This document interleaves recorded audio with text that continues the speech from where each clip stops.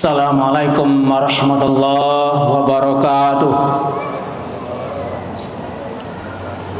Alhamdulillahi rabbil alamin.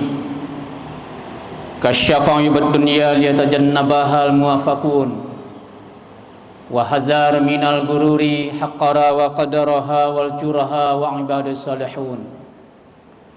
Asyhadu an la ilaha illallah wahdahu la syarikalah wa asyhadu anna Muhammadan abduhu wa rasuluhu sallallahu alaihi wasallam la nabiyya ba'd. Qala Allah ta'ala fil Qur'anil Karim, a'udzu billahi minasyaitonir rajim. Wal takum minkum ummatun yad'una ilal khair wa ya'muruna bil ma'ruf wa yanhauna 'anil munkar wa ulaika humul muflihun. Surah Ali Imran ayat 104. Dan hendaklah di antara kamu sekalian ada sekelompok orang yang terorganisir yang menyeru kepada kebajikan, menyuruh kepada yang ma'ruf dan mencegah dari yang mungkar, dan mereka itulah orang-orang yang beruntung. Bapak dan Ibu pengurus Masjid Raya Sumatera Barat yang kita cintai dan muliakan, Bapak dan Ibu para jamaah salat Isya dan Tarawih yang dirahmati Allah, di malam yang berbahagia ini kita senantiasa bersyukur kepada Allah Subhanahu wa taala karena masih diberi kesempatan dan nikmat yang tidak terhitung oleh kita semua. Di tengah-tengah dinamika kehidupan kita yang penuh dengan tantangan dan rintangan, di tengah-tengah sebahagian kesulitan hidup di antara saudara-saudara kita, di antara saudara-saudara kita yang dalam keadaan kesehatannya kurang membaik, sebahagian di antaranya ada yang masih berada di rumah sakit, sebahagian ada yang dirawat di rumah. Semoga saja saudara-saudara kita termasuk kita semua tetap diberikan kesehatan oleh Allah Subhanahu wa taala. Amin ya rabbal alamin. Bapak dan Ibu jamaah Isya dan Tarawih yang dirahmati Allah, perkembangan Islam dari sejak semula ditancapkan oleh Rasulullah sallallahu alaihi wasallam ketika berada di Mekah, kemudian dilanjutkan di periode Madinah, nyaris diorganisir dengan baik. Di Mekah, meskipun perjuangan beliau sangat berat, dakwah Islam tidak dilakukan secara terang-terangan, melainkan secara sembunyi-sembunyi, oleh karena keadaan yang membawa di saat itu. Tetapi Rasulullah SAW tetap mengorganisir secara rapi. Begitupun di Madinah.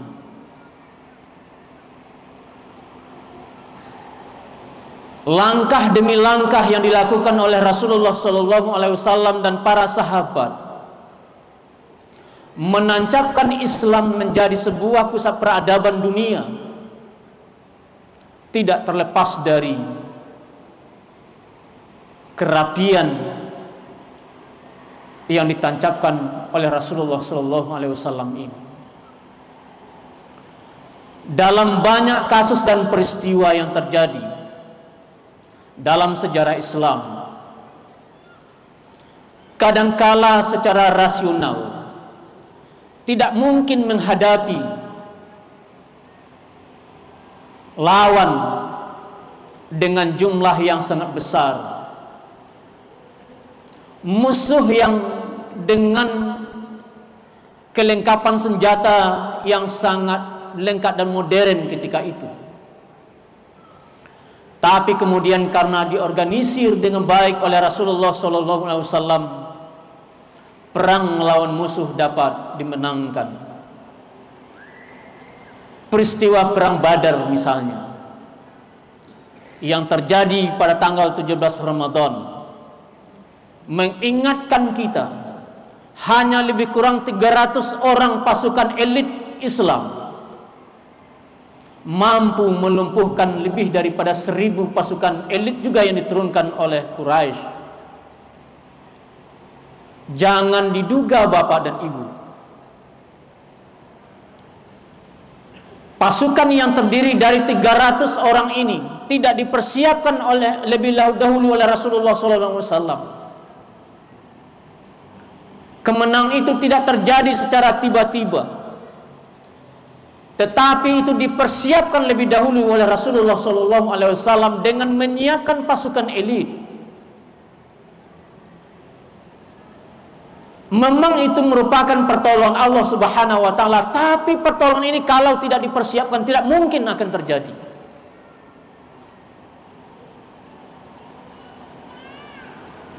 Tiga 300 orang lawan lebih daripada 1000 pasukan head to head. Perang bersosok. Tidak sama perang saat ini yang tinggal hanya menekan tombol. Bapak dan Ibu, berdakwah secara individu, apalagi untuk saat ini, agaknya ini kurang efektif.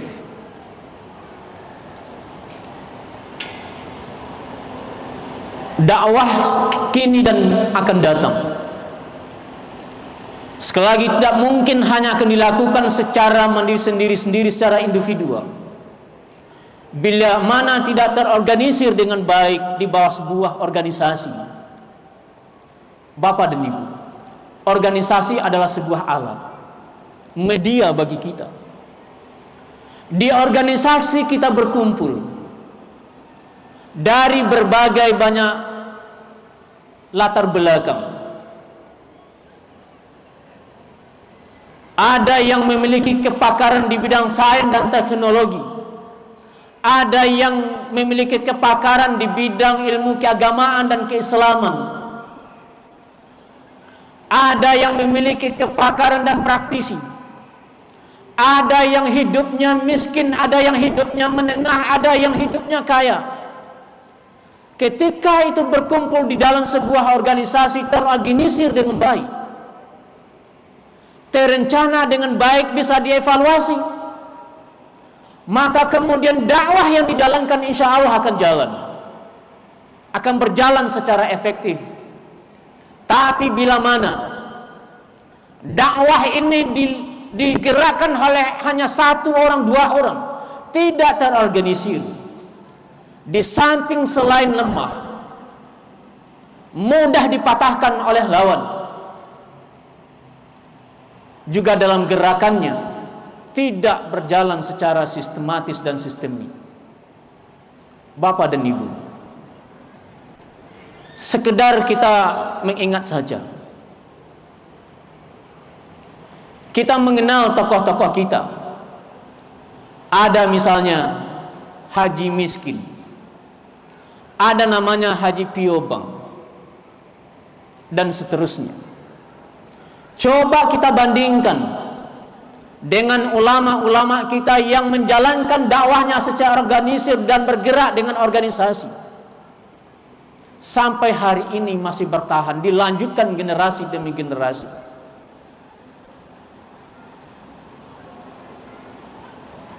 Kita sebut saja misalnya Kiai Haji Ahmad Dahlan, pendiri Muhammadiyah, sudah lebih dari 1 abad lamanya, sampai sekarang masih bertahan dengan kuat dan melakukan ekspansi dan perluasan, tidak hanya di Indonesia, tapi sampai ke luar negeri. Hingga hari ini, menurut perkembangannya, sudah lebih daripada 30 cabang di dunia. Tapi bagaimana kita bandingkan dengan tokoh kita yang ada di Minang? Misalnya ada Haji Piobang, ada Haji Rasul yang tidak mengorganisir, tidak menggerakkan dengan tidak mendirikan organisasi. Walaupun perjuangannya tetap dilanjutkan semangatnya hari ini, tetapi secara organisasi itu hari ini itu tidak kelihatan. Di samping memiliki jejaring ke luar negeri, Muhammadiyah memiliki amal usaha yang itu bisa bertanding dan bersanding dengan kelompok-kelompok yang lain. Memiliki 176 perguruan tinggi. Di antaranya ada sebahagiannya yang sudah sama, duduknya sudah sama rendah, berdirinya sama tegak dengan perguruan tinggi yang ada di dunia. Punya lebih dari 85 rumah sakit, lebih dari 400 pesantren yang tersebar di seluruh Indonesia, memiliki lebih daripada 1000 panti asuhan yang tersebar di pelosok tanah air, memiliki lebih daripada 4000 masjid dan musala. Kalau ini diorganisir dengan baik, sampai ke depannya semakin hari semakin kuat. Bandingkan Bapak dan Ibu, berandaikan Muhammadiyah tidak ada, saudara-saudara kita, mohon maaf, yang bergerak tidak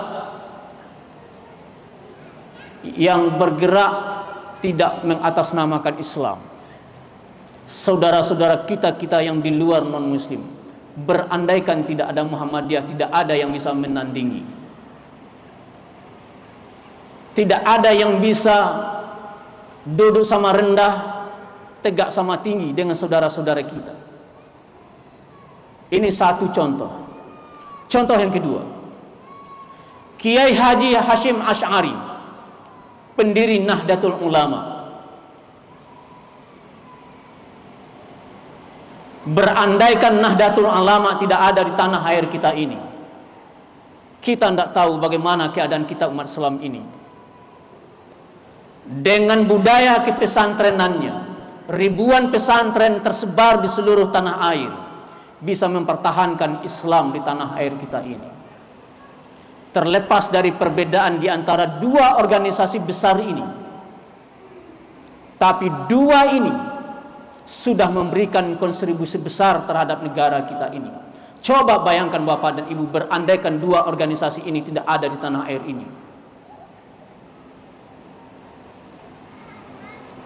bagaimana kita umat Islam ini, pergerakan Islam di tanah air kita ini. Di samping dua organisasi besar ini, masih ada lagi organisasi lain. Misalnya ada Persis Persatuan Islam yang berpusat di Bandung, dengan tokohnya yang sangat dikenal dalam sejarah Islam, Al-Hasan. Ada Al-Irsyad, ada Tarbiyah Islamiyah. Kita juga tidak bisa bayangkan Bapak dan Ibu, berandaikan di tanah air kita ini tidak ada organisasi-organisasi yang bergerak dakwah ini. Terlepas dari dinamika dan perbedaan masing-masing pergerakannya, tapi ini sudah memberikan kontribusi nyata yang besar terhadap bagaimana perkembangan Islam di tanah air kita ini.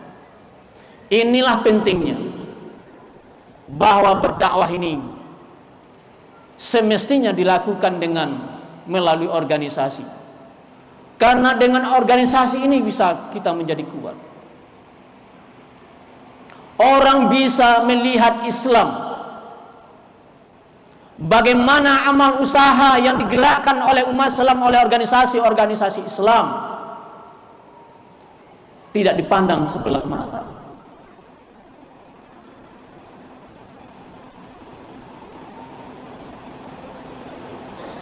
jamaah salat Isya dan tarawih yang dirahmati Allah.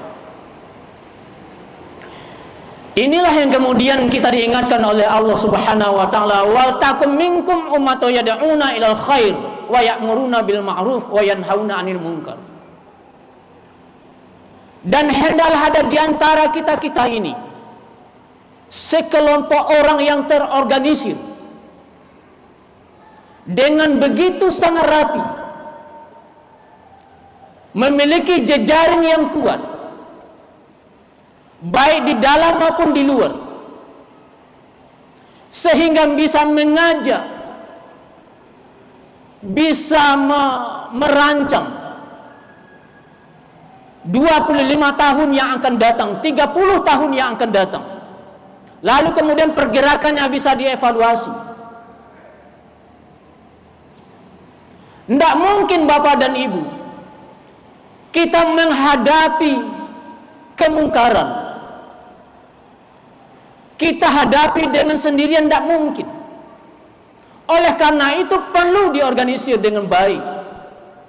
Itu Allah sudah mengingatkan kepada kita, perlu diorganisir. Wa takum minkum ummatun yad'una ilal khair. Ketika kita mengajak orang kepada sebuah kebajikan, perlu diorganisir. Apalagi untuk mencegah perbuatan kemungkaran, semakin dibutuhkan mobilisasi semua kekuatan. Apabila ini tidak dimobilisasi menjadi sebuah kekuatan, walaupun kita banyak, walaupun kita mayoritas, tapi apabila tidak terkonsolidasikan, apabila ini tidak termobilisasikan, maka jumlah yang banyak itu dia akan menjadi lemah. Oleh karena itulah Bapak dan Ibu, pentingnya organisasi ini. Dakwah ini harus dengan organisasi, tidak mungkin tidak. Bagi Bapak dan ibu-ibu kita yang memiliki kelebihan rezeki, menjadi agnia, ayo bergabung di organisasi ini. Gerakan dakwah secara bersama-sama bisa terukur. Bagi saudara-saudara kita yang memiliki jabatan penting di negara kita ini, ayo bergabung. Organisir dengan baik, kemudian bisa direncanakan dengan kebijakan-kebijakan yang mungkin itu bisa dilakukan. Dipersamakan dakwah ini daripada jalan sendiri-sendirian. Oleh karena kita juga diingatkan oleh Ali bin Abi Thalib, sahabat Rasulullah SAW, apabila sebuah mau kebaikan kita akan lakukan, tetapi terpisah-pisah, tercerai-berai, akan dikalahkan oleh kemungkaran yang diorganisir dengan baik. Inilah peringatan Ali bin Abi Thalib kepada kita semua. Apabila potensi ini tidak kita mobilisasi. Oleh karena itu, Bapak dan Ibu jamaah tarawih yang dirahmati Allah, organisasi adalah media bagi kita untuk membangun kekuatan, untuk mengkonsolidasikan dan memobilisasi potensi yang ada bagi kita umat Islam. Oleh karena itu, pergerakan al-harakah yang dibangun oleh masing-masing organisasi, misalnya yang kita sebutkan tadi, itu semua didedikasikan untuk kepentingan umat Islam dan kepentingan bangsa dan negara kita ini. Persoalan mana yang akan kita ikuti silakan saja, sesuai dengan keyakinan dan sesuai dengan kepentingan kita, untuk mana kita mau ikuti. Mudah-mudahan pergerakan dakwah kita ke depan akan semakin sulit, akan semakin masif kita lakukan melalui organisasi-organisasi keislaman ini. Saya kira demikian Bapak dan Ibu, karena kita dibatasi waktu. Billahi fisabil haq fastabiqul khairat. Assalamualaikum warahmatullahi wabarakatuh.